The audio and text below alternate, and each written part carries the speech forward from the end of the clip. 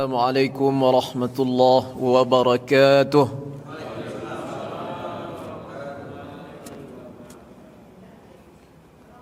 Alhamdulillah. Alhamdulillahil wahidil qaharil azizil ghafari mukawwiril laili 'alan nahar. تبصرة لذوي القلوب والأبصار وتذكرة لأولي الألباب والاعتبار الذي أيقظ من خلقه من اصطفاه فزهدهم في هذه الدار وشغلهم بمراقبته وإدامة الأفكار والأذكار وصلى الله على سيدنا محمد خاتم النبيين وعلى آله وصحبه وسلم تسليما كثيرا كثيرا. اللهم أخرجنا من ظلمات الوهم وأكرمنا بنور الفهم وافتح علينا بمعرفة العلم وزين أخلاقنا بالحلم وانشر علينا من خزائن رحمتك سبحانك لا علم لنا إلا ما علمتنا إنك أنت العليم الحكيم. رب اشرح لي صدري ويسر لي أمري واحلل عقدة من لساني يفقه قولي. اللهم اجعلنا ممن يستمعون القول فيتبعون أحسنه. Alhamdulillah,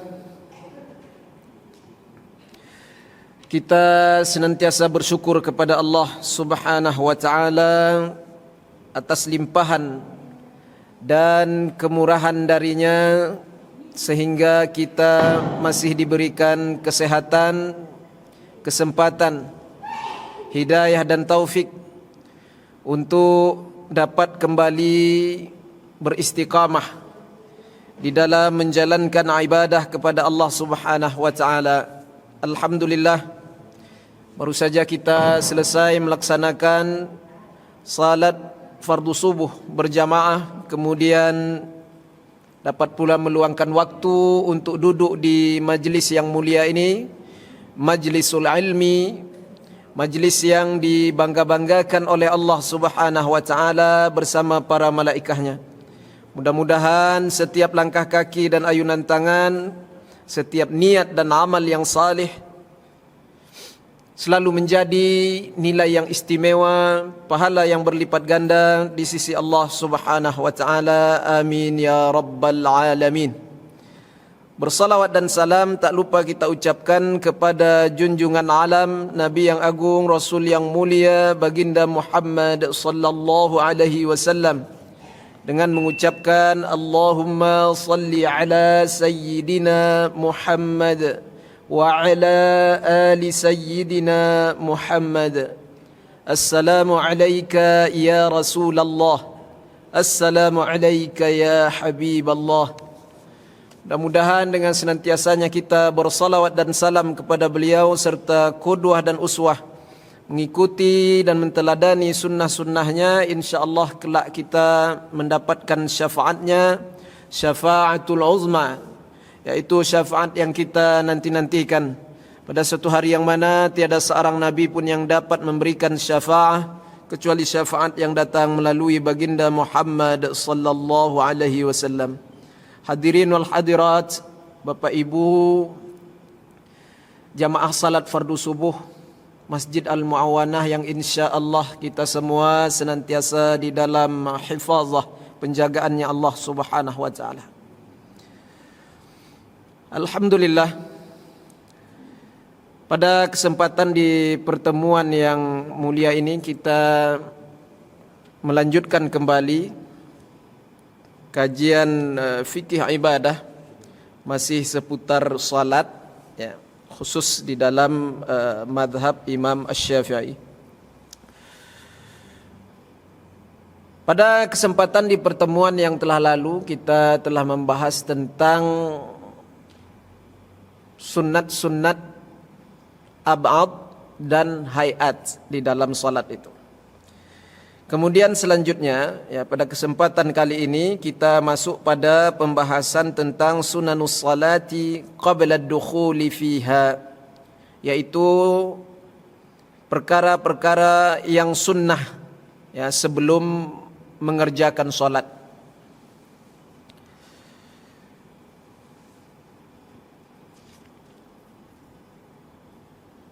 Wa hunaka sunanun ukhra lis-salati walakinnaha takunu qabla ad-dukhul fiha wa hiya syai'ani.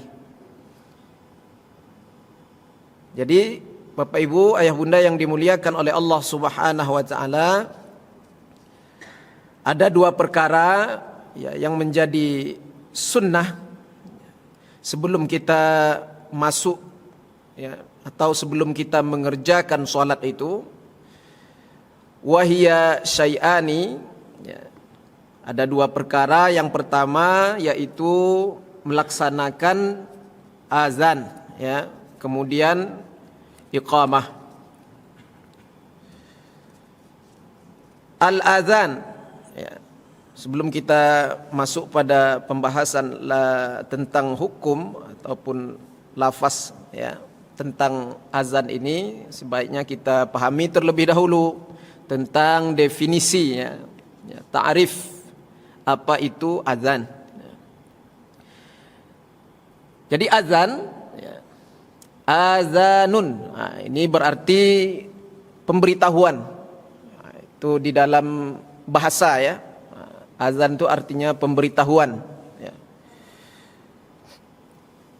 Yaitu sebagaimana yang Allah Subhanahu wa taala telah firmankan di dalam surah At-Taubah ayat yang ketiga. A'udzu billahi minasy syaithanir rajim. Wa adhanum minallahi wa rasulihi ilan nas. Shadaqallahul azim. Dan adalah seruan dari Allah dan Rasulnya kepada para manusia. Jadi kata-kata azan itu, Bapak Ibu yang dimuliakan Allah, ya, ada di dalam Al-Quran, ya, kata-kata azan itu. Nah, itulah di dalam surah At-Taubah ayat ketiga.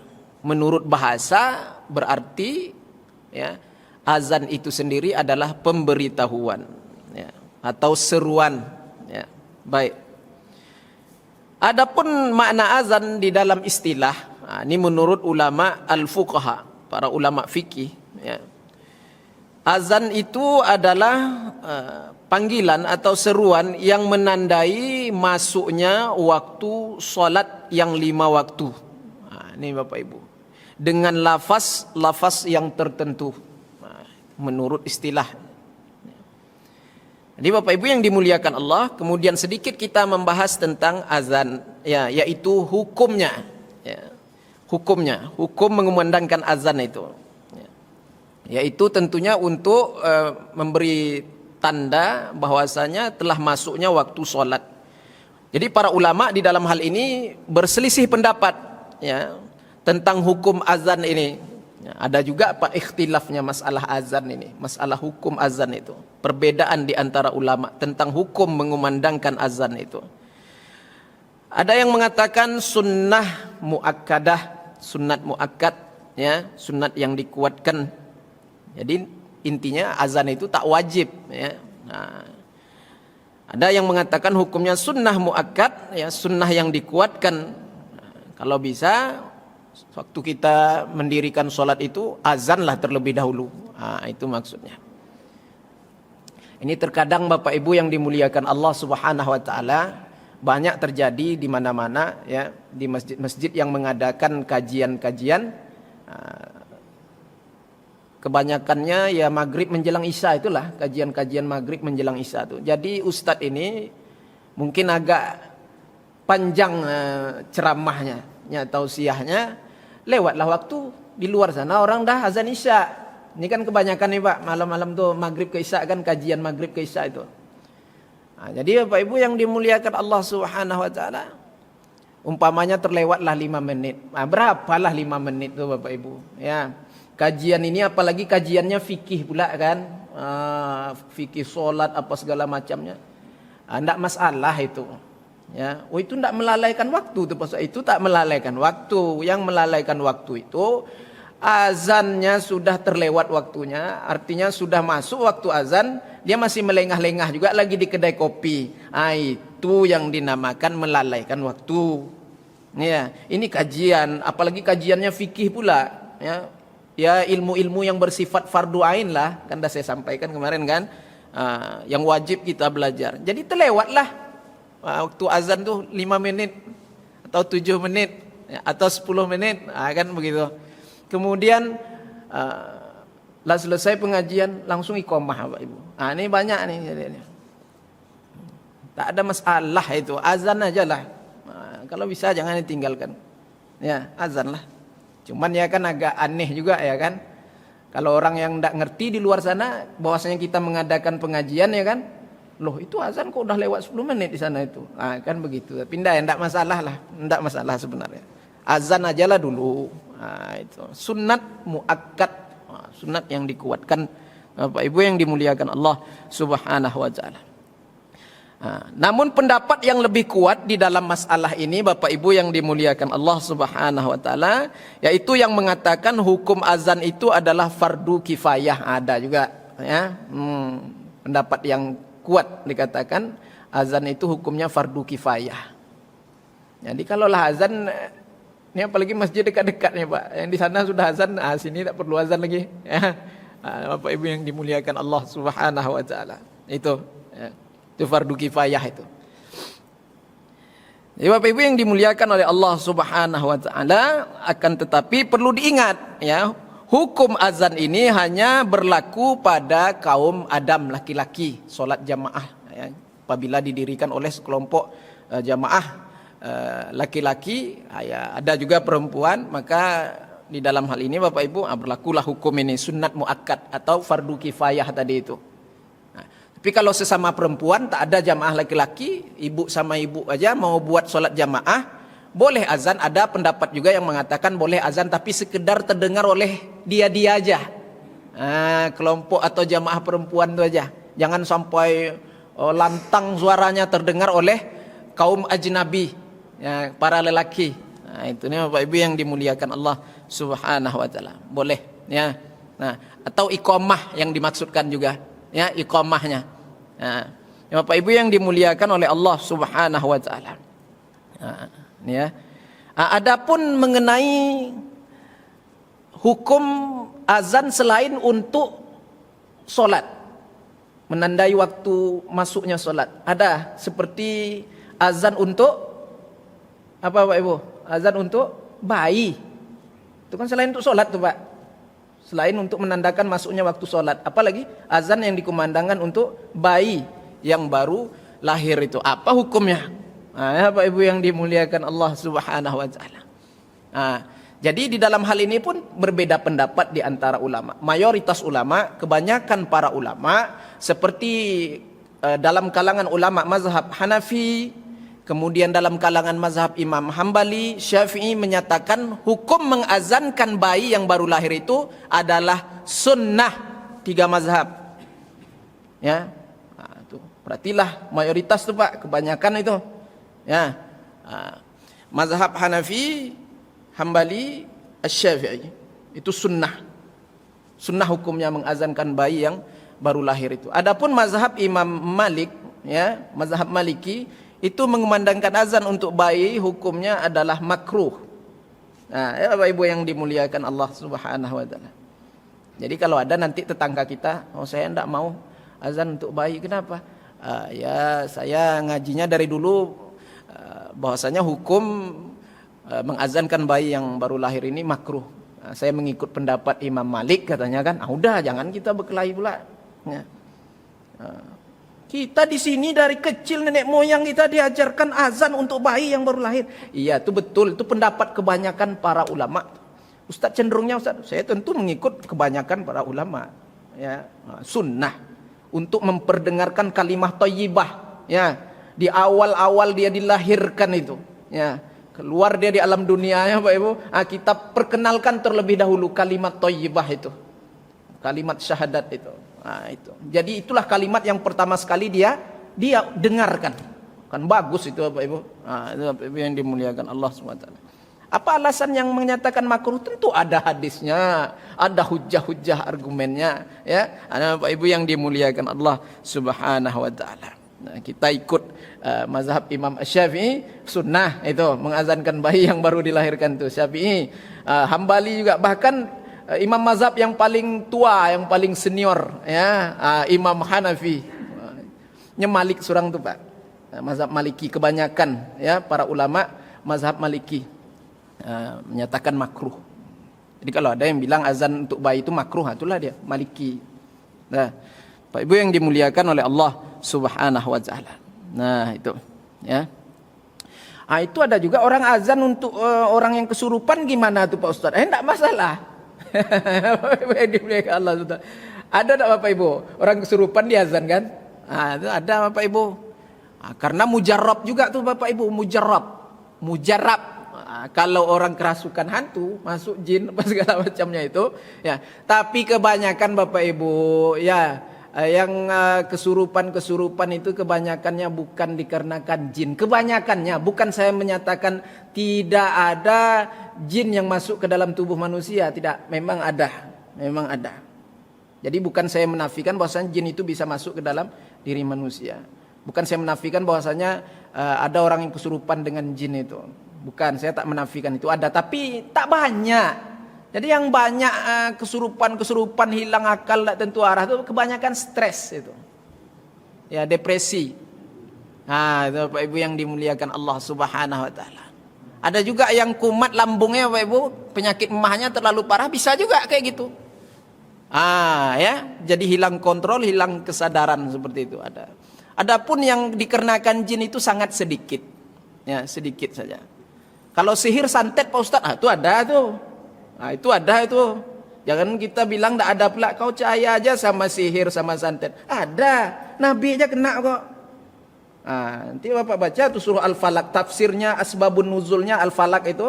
Qul a'udzu birabbil falaq, tuh baca tafsirnya, baca asbabun nuzulnya. Sebab apa itu? Bapak Ibu yang dimuliakan Allah Subhanahu wa taala. Ya. Jadi kalau azan untuk orang yang kesurupan, ya tidak masalah. Memang mujarab dia. Dalam hadis kan Rasulullah katakan bila dikumandangkan azan, maka setan lari dia terbirit-birit Bapak Ibu. Dikatakan di dalam hadis itu falahu duratun, maka dia pun terkentut-kentut Bapak Ibu. Lari terbirit-birit sambil terkentut-kentut dia. Dengar suara azan tuh. Sampai mana jauhnya dia lari Pak Ustadz? Sampai ke dasar laut. Ya, tempat yang paling jauh sampai dia tak terdengar lagi kumandangan azan itu.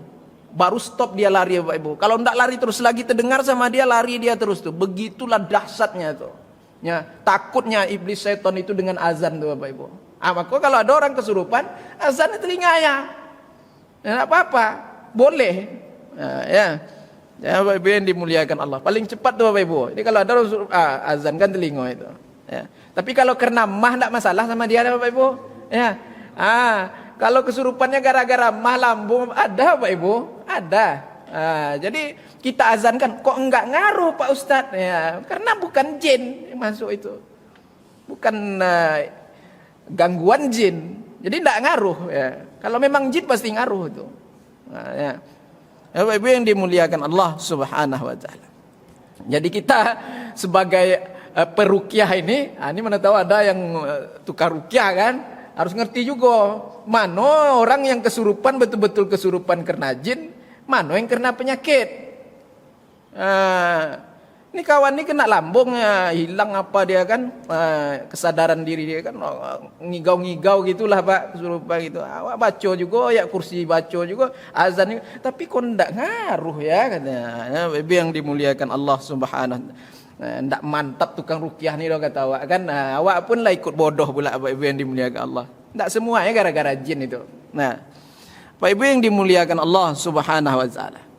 Ya, kemudian Bapak Ibu syarat azan ya, kemudian kita masuk kepada pembahasan syarat-syarat azan ya. Yang pertama yaitu dukhulul waqt. Apa itu masuk waktu. Kalau tidak masuk waktu jangan azan dulu. Tidak sah azan tuh. Jadi belum masuk waktu dia ada azan. Kemudian masuk waktu. Terus gimana itu? Azan tadi itu tak dianggap. Ulang lagi azannya. Begitu Pak. Diulang lagi. Umpama dia tidak tahu ya kan. Ada Pak puasa sering nih Pak. Bulan puasa. Ya. 2:30 siang lah azan asar ya Bapak Ibu. Azan asar garim tuh. Ada Bapak Ibu tempat saya. 2:30 kok asar nih. Ya. Udah tengah-tengah azan dia stop dia Bapak Ibu. Kironya kawan nih mengigau Bapak Ibu. Ya. Enggak sadar pula dia. Maklumlah lapar kan. Bapak Ibu yang dimuliakan Allah Subhanahu wa taala. Ada itu. Jadi belum masuk waktu rupanya. Jadi tunggu dulu, pas masuk waktu azan lagi begitu. Azan yang tadi itu tak dianggap itu, belum masuk waktu, tak sah azannya. Bapak Ibu yang dimuliakan oleh Allah Subhanahu wa taala. Nah, kalau di bulan puasa itu Bapak Ibu yang dimuliakan Allah, subuh-subuh itu kalau mau buat azan 2 kali pun ada riwayatnya itu Bapak Ibu. Bulan Ramadan subuh azan 2 kali itu ada riwayatnya. Apa tujuan yang pertama itu Pak Ustadz? Itu kan belum masuk waktu lagi. Itu bukan mempertandakan waktu sholat masuk, tapi untuk membangunkan orang tahajud, ya. Itu. Membangunkan orang tahajud, membangunkan orang sahur. Itulah ganti sahur tuh Bapak Ibu. Ya. Ya. Itu khususnya lah saya sampaikan di dalam bulan Ramadan. Ya, Bapak Ibu yang dimuliakan oleh Allah Subhanahu wa taala. Enggak apa-apa, cuman ganjil aja kalau di tempat kita. Kalau enggak biasa, enggak pernah dibuat ya ganjil aja. Jam 3 azan ya kan? Wah, ya Bapak Ibu. Itu ramai orang datang ya. Orang sedang makan marah orang kan. Lah azan lah, enggak boleh makan lagi. Padahal bukan azan fajar shadiq itu, ya. Azan untuk membangunkan. Bapak Ibu yang dimuliakan oleh Allah Subhanahu wa taala. Kemudian Bapak Ibu yang dimuliakan Allah, syarat azan yang kedua itu niat azan, niat juga Bapak Ibu. Ya, niatlah. Ya, sekurang-kurangnya aku mengumandangkan azan karena Allah taala dah dalam hati niat ya. Nah, Bapak Ibu yang dimuliakan Allah Subhanahu wa taala.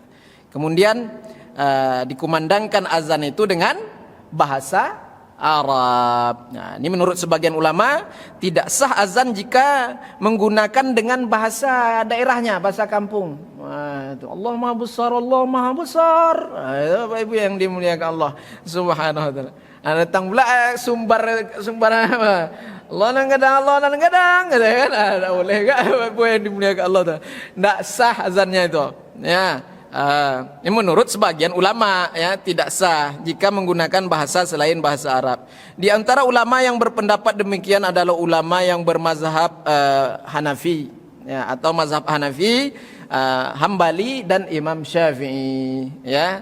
Apalah tadi Hanafi, Hambali, Syafi'i mesti dikumandangkan dengan bahasa Arab, tidak sah dengan bahasa selain daripada bahasa Arab.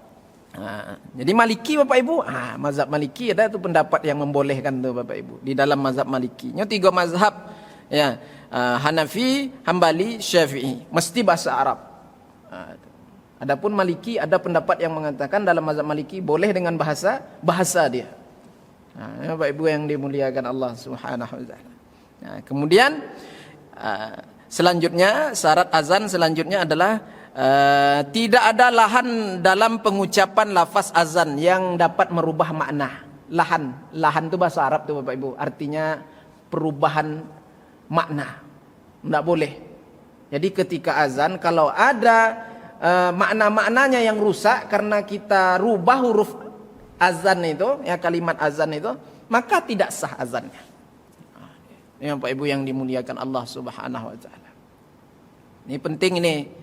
Walaupun perkara sunat tadi nih azan nih ya syaratnya ada ya, tidak boleh kita abaikan, ada syaratnya ya.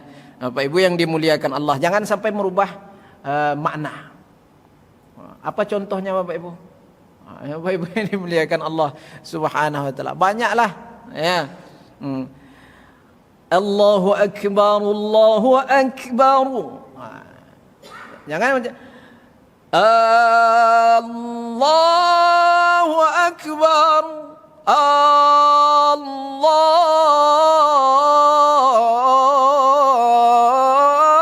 Akbar. Itu tidak boleh tu. Ya. Panjang alif tambah alif dia Bapak Ibu. Ini sama dengan takbiratul ihram, sama itu. Yang dipanjang-panjangkan alifnya. Allahu Akbar. Bapak Ibu. Ya. Ya, Bapak Ibu yang dimuliakan Allah, kalau ada yang merubah makna maka tak sah azannya. Nah, maka latihan juga azan itu, ditahsin juga azan itu, diperbaiki. Bapak Ibu yang dimuliakan oleh Allah Subhanahu wa taala, yang kemudian yang kelima, lafaz-lafaznya diucapkan sesuai dengan urutannya, jangan dibalik-balik. Ya, ada Bapak Ibu yang dimuliakan Allah. Kemudian yang selanjutnya yaitu lafaz-lafaznya diucapkan dengan tersambung, bersambung dia. Umpamanya Bapak Ibu yang dimuliakan Allah Subhanahu wa taala, nanti kita akan contohkan itu. Jadi mesti apa tadi? Bersambung ya. Itu. Maksudnya adalah hendaknya antara lafaz azan yang satu dengan yang lain diucapkan secara tersambung tanpa dipisah. Wasal Bapak Ibu, dalam istilah ilmu tajwid mesti dibaca wasal, tersambung ya. Jangan dipisahkan. Ini penting nih Bapak Ibu yang dimuliakan Allah ya. Kemudian akan tetapi diperbolehkan berkata atau berbuat sesuatu yang sifatnya ringan seperti bersin atau segala macamnya boleh ya. Di antara itu mungkin kan asyhadu an la ilaha illallah, bersin dia di situ Bapak Ibu, nak papur. Tapi ngopi tak boleh dah. Dia ngopi pula dia segelas kan, oh lama tu jedahnya, tak boleh dah ya. Bapak Ibu yang dimuliakan Allah Subhanahu wa taala. Jadi kemudian kalau bisa tu juga disambungkan itu Bapak Ibu yang dimuliakan Allah, lafaz takbir itu Allahu Akbar itu. Allahu Akbar, Allahu Akbar. Itu yang bagus tuh, yang disambungkan. Ya, disambungkan. Yang lainnya itu macam mana pula mau disambungkan? Asyhadu an la ilaha illallah, berhenti aja lah situ. Itu tidak disambungkan. Yang disambungkan maksudnya tadi itu di situ itu. Di lafaz Allahu Akbar, Allahu Akbar. Itu. Jadi kalau disambungkan, diwasolkan, bacaannya rullah lagi Bapak Ibu. Rullah. Allahu Akbar, Allahu Akbar. Itu diwasalkan kayak gitu dia jadinya. Ya. Bukan Allahu Akbaru, Allahu Akbar. Itu salah. Kalau wasal salah baca seperti itu. Nah, Bapak Ibu yang dimuliakan Allah Subhanahu wa taala, ya. Ini penting nih ya. Kemudian selanjutnya yang ketujuh, hendaknya azan itu diperdengarkan kepada orang yang tidak berada di tempatnya. Artinya dilantangkan suara itu, ya. Kalau bisik-bisik azan, Allahu Akbar, Allahu Akbar, Allah, itu tidak sah azan itu Bapak Ibu yang dimuliakan Allah. Ini syarat azannya Bapak Ibu. Hendaknya dia lantangkan suaranya itu. Ini. Bapak Ibu yang dimuliakan oleh Allah Subhanahu wa taala. Kemudian karakter ya, karakter muazzin seperti apa? Karakter muazzin itu. Yang pertama mesti muslim dia, Islam ya. Disyaratkan bahwa seorang muazzin haruslah seseorang yang muslim, tidak sah azan orang yang kafir. Sah azannya ya. Kemudian yang kedua, karakter muazzin ini ikhlas ya, ikhlas hanya mengharap keridhaan Allah Subhanahu wa taala. Apa maksudnya? Sepatutnya bagi muazzin itu dia mengumandangkan azan dengan penuh keikhlasan, mengharap keridhaan Allah Subhanahu wa taala ya. Sebagaimana Rasulullah sallallahu alaihi wasallam telah bersabda, tetapkanlah seseorang muazzin yang tidak mengambil upah dari azan itu, kata Rasulullah sallallahu alaihi wasallam ya. Ya Bapak Ibu yang dimuliakan Allah Subhanahu wa taala. Tapi apa bahasanya kalau kita di sini Bapak Ibu, garim-garimnya ya. Atau bahasa lainnya apalagi takmir apa Bapak Ibu? Itu. Kalau kita mengupahnya atas nama azan tuh ya tidak boleh Bapak Ibu yang dimuliakan Allah. Kita kasih upah kepada dia atas nama azan itu. Atas azan yang dia kumandangkan itu tidak boleh. Tapi kan dia mencakup semua tuh Bapak Ibu. Dia juga bersih-bersih apa segala macam ya kan. Jadi di atas yang lain aja kita memberikan upah untuknya itu. Bukan di atas azannya itu, tidak. Jadi kan mencakup tuh. Jadi yang kita berikan atas upah azan itu yang tidak boleh. Nah, Bapak Ibu yang dimuliakan Allah Subhanahu wa taala. Kemudian selanjutnya yang ketiga, muazin ini hendaklah dia adil dan amanah. Adil dan amanah. Apa maksudnya itu? Muazin mesti adil dan amanah, yaitu muazin tahu betul waktu-waktu sholat. Kapan masuk waktu sholat. Itu muazin tuh mesti tahu karakter muazin seperti itu. Kalau tidak tahu macam mana Bapak Ibu yang dimuliakan Allah SWT. Jadi pastikan dah masuk betul waktu sholat itu, barulah dia mengumandangkan azannya. Baik. Kemudian ada lagi karakter muazin ini ya, bersuara lantang Bapak Ibu. Suaranya mesti lantang. Suara bagus, lantang suaranya, keras suaranya. Nah itu apalagi sekarang ini kita dah canggih ya, ada mikrofon segala macamnya. Jadi kalau yang loyo-loyo itu suaranya ndak usah lah lagi, kasih aja lah yang mudo-mudo. Ini bukan menghina orang tua, ndak deh Pak. Kok kadang inyonya mau memaci mikrofon tuh Pak, azan Allahu Akbar, Allahu Akbar. Itu Pak Ibu yang dimuliakan Allah. Bukan mau menghina, ndak. Azan ini sunnah orang yang suaranya lantang, suaranya keras. Itu. Yang mendengking itu suaranya Pak, asurunya azan Pak. Itu sunnah dia tuh. Nah, Pak Ibu yang dimuliakan Allah Subhanahu wa taala. Ada tuh Pak ya, di masjid ada Pak. Saya tengok, enggak mau baginya orang Pak diam, aci mikrofon azan, suara lah enggak terdengar lagi ya. Nah, Ibu yang dimuliakan Allah Subhanahu wa taala. Ya.